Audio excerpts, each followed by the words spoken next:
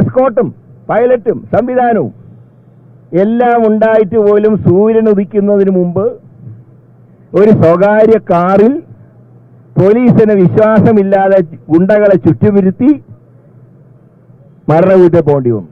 എന്തുകൊണ്ടാ? പകല് പോകാൻ ധൈര്യമില്ല.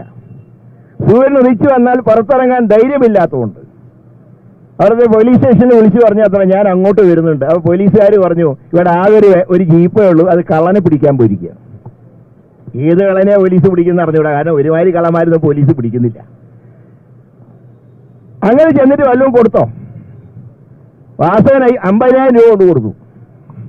ഒരു ജീവൻ നഷ്ടപ്പെട്ടിട്ട് 50,000 രൂപ. എന്നിട്ട് പറയാണ് അടുത്ത ക്യാബിനറ്റിൽ പരിഹാരം ഉണ്ടാവും. എന്ന ക്യാബിനറ്റ് കൂടുക. ക്യാബിനറ്റ് കൂടണമെങ്കിൽ മുഖ്യമന്ത്രി തിരിച്ചു വരണ്ടേ? മുഖ്യമന്ത്രി സ്ഥലത്തിൽ അമേരിക്കയില്ല, ചികിത്സ കഴിഞ്ഞ് വരണ്ടേ? 10 ദിവസം മിനിമം എടുക്കും.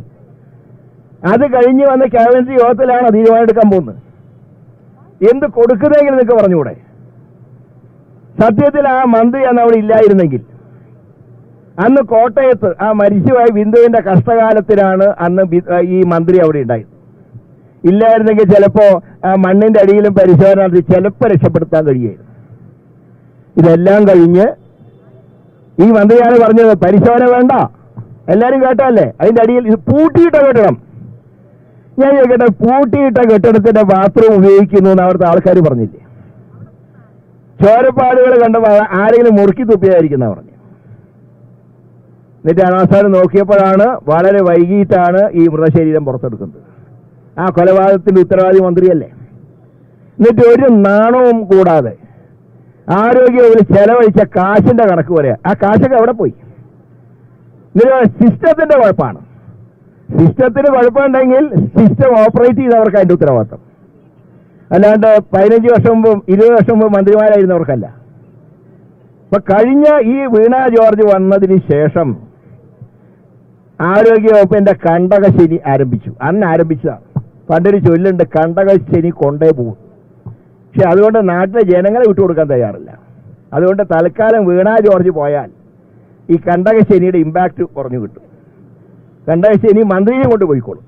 അതായത് രോഗികളെ മന്ത്രിക്ക് വിട്ടുകൊടുക്കാൻ തയ്യാറല്ല.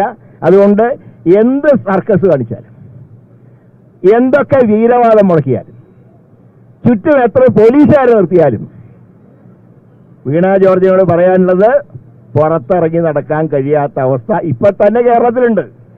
ഇനി അത് കുറെ കൂടെ വഷളാവുന്നതിന് മുമ്പ് എത്രയും പെട്ടെന്ന് രാജിവെച്ച് വാർത്ത വായിക്കാൻ പോവുക. അല്ലെങ്കിൽ ഇപ്പോൾ സീരിയലിലൊക്കെ ധാരാളം ചാൻസ് ഉണ്ട്, കാരണം നന്നായിട്ട് അഭിനയിക്കുന്നുണ്ട്. 2 തവണ കണ്ടു, ഇന്നലെയും കണ്ടു, നവീൻ ബാബു മരിച്ചപ്പോഴും കണ്ടു. അതുപോലുള്ള അഭിനയത്തിൽ അത് ഒരു കഴിവ് വേണം. അത് രണ്ടിനും കഴിവില്ല എന്ന് ഞാൻ പറയുന്നില്ല, ആ കഴിവ് നമുക്കാർക്കും ഇല്ല. പക്ഷെ നമുക്കൊക്കെ അത്യാവശ്യം പൊതുരംഗത്തൊക്കെ കുറച്ച് കഴിവുണ്ട്. എൻ്റെ അത്ഭുതം, നമ്മുടെ വാസവന് എന്ത് പറ്റി? അദ്ദേഹം ഒരുപാട് രാഷ്ട്രീയ പാതയിലൂടെ കടന്നു വന്ന ആളല്ലേ, പാരമ്പര്യമുള്ള ആളല്ലേ. ലോക്കൽ സെക്രട്ടറി മുതൽ ജില്ലാ സെക്രട്ടറി വരെ ആയ ആളാണ്. ഇപ്പൊ സംസ്ഥാന സെക്രട്ടേറിയറ്റ് അംഗമാണ്.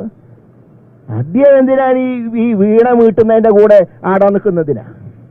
എനിക്ക് അതാണ് അത്ഭുതം. അദ്ദേഹത്തിന് കാര്യത്തിൽ ഗൗരവം, അദ്ദേഹം കൂട്ടുമതിയാണ് കേട്ടോ.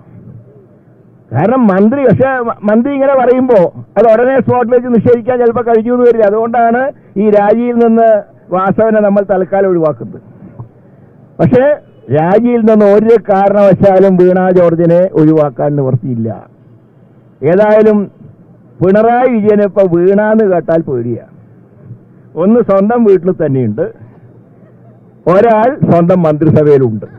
ഇത് രണ്ടും പിണറായി വിജയനെയും കൊണ്ടേ പോകും. പിന്നെ ഇലക്ഷൻ നമുക്കറിയാം, 8 മാസം കഴിഞ്ഞാൽ ഇവിടെ മാറ്റം ഉണ്ടാവും എന്നുള്ളത് ഏതൊരാൾക്കും അറിയാം.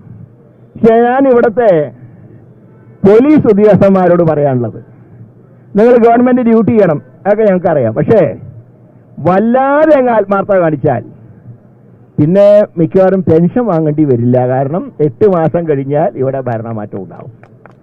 അതുപോലെ ജീവൻ രക്ഷാപ്രവർത്തനം നടത്തുന്ന വിഭാഗക്കാരോട് പറയുകയാണ്. ഇന്നലെ ചില ഡിവൈഎഫ്ഐക്കാരുടെ ഇത് കണ്ടു, അങ്ങനെ മന്ത്രിയെ തടയാൻ വരുന്നവരെയൊക്കെ ഞങ്ങൾ കൈകാര്യം ചെയ്താൽ നിങ്ങളെ കൈകാര്യം ചെയ്യാൻ ചുണയുള്ളവർ ഈ കൂട്ടത്തിൽ തന്നെയുണ്ട്.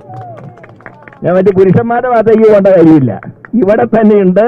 നിങ്ങളെയൊക്കെ കൈകാര്യം ചെയ്യാൻ പറ്റിയ ആളുകൾ എന്ന് മാത്രമേ പറയുന്നുള്ളൂ.